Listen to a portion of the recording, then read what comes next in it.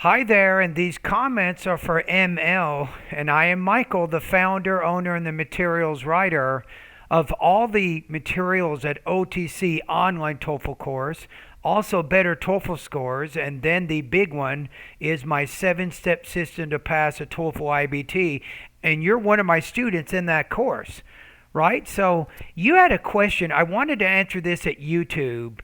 And I want any YouTubers, anyone else watching the video, if you guys have any comments about this email, please make your comments below the video. So here's a student who wants to improve her speaking skills. And here's her story. Hello, Michael. I have some doubts regarding the speaking section. When I practice speaking section,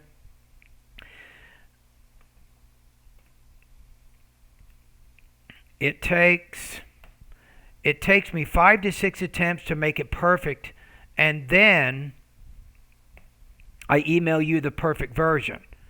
But I will not get these many chances during the exam. What should I do to make it perfect in one shot? Sometimes it's frustrating to repeat the same questions every day, and that's several times.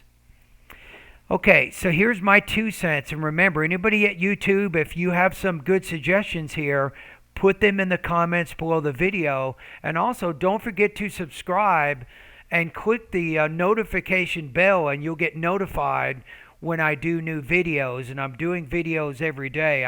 I've been averaging sometimes 6 to 7 videos in a single day.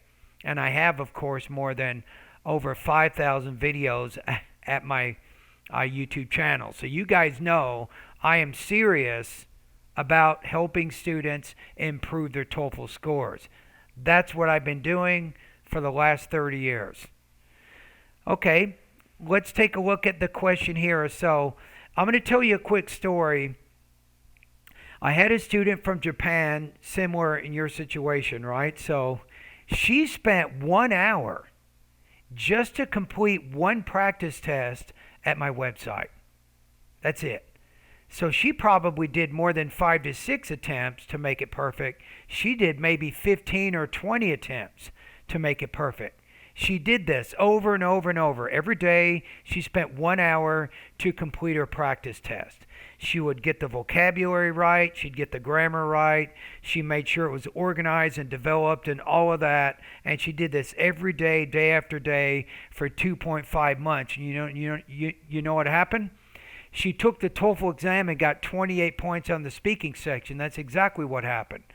So how is that possible?